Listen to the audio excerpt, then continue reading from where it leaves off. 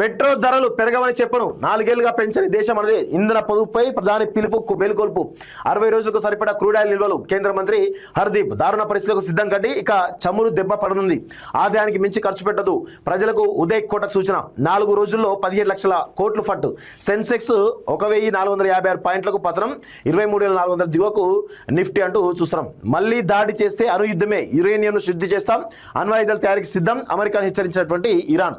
So ప్రధాని మోడీ ఎప్పుడో చెప్పిండు ఈ ఇరాన్ యుద్ధం ఇప్పట్లో ఆగదు అని చాలా స్పష్టంగా చెప్పిండు. దాని ప్రకారమే మోడీ చెప్పినట్టే ఇది జరుగుతున్నదని చాలా స్పష్టంగా అర్థమవుతుంది.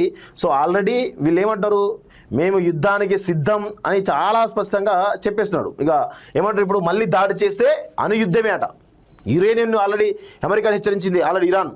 సో అంటే ఏ విధంగా వీళ్ళు ఎంత ధీటుగా సమాధిస్తారు చూడండి. అమెరికా లేదా ఇజ్రాయెల్ దళాలు తమపై మరోసారి దాడి చేస్తే తమ యురేనియం నిల్వలని అణ్వాయుధాల తయారీకి అవసరమైన 90% స్థాయికి శుద్ధి చేసే ప్రక్రియ చేపడతామని ఇరాన్ హెచ్చరించింది.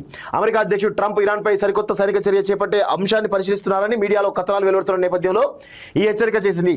ఇరాన్ పార్లమెంటరీ కమిషన్ ప్రతినిధి ఇబ్రహీం ఎక్స్ వేదికగా హెచ్చరిక చేశారు. ఇరాన్ను అణ్వాయుధాలు తయారు చేయడానికి తాము ఎట్టి పరిస్థితులను అనుమతించబోమని ట్రంప్ ఇప్పటికే పలుమార్లు చెప్పారు. ఇదిలా ఉండగా న్యూయార్క్ టైమ్స్ నివేదిక ప్రకారం ఇరాన్ గత 8 ఏళ్లలో దాదాపు 11,000 కిలోల అధిక స్థాయి యురేనియంను సమకూర్చుకుంది.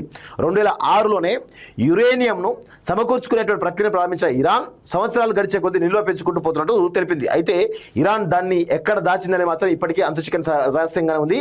ఇరాన్ సమకూర్చుకున్నటువంటి యురేనియంలో అధిక భాగం ఇప్పటికీ ఇస్ఫహాన్ అణు కేంద్రంలో ఉందని ఐక్యరాజ్యసమితికి చెందినటువంటి అణు పర్యవేక్షణ సంస్థ అంతర్జాతీయ అణుశక్తి ఏజెన్సీ భావిస్తోంది అంటూ కూడా చాలా స్పష్టంగా తెలుస్తోంది.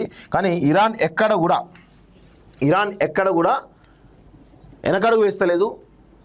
అమెరికాను ఇజ్రాయెల్ను పెద్ద ఎత్తున ఢీకొట్టే ప్రయత్నం అయితే చాలా బలంగా చేస్తున్నట్టు చాలా స్పష్టంగా తెలుస్తోంది.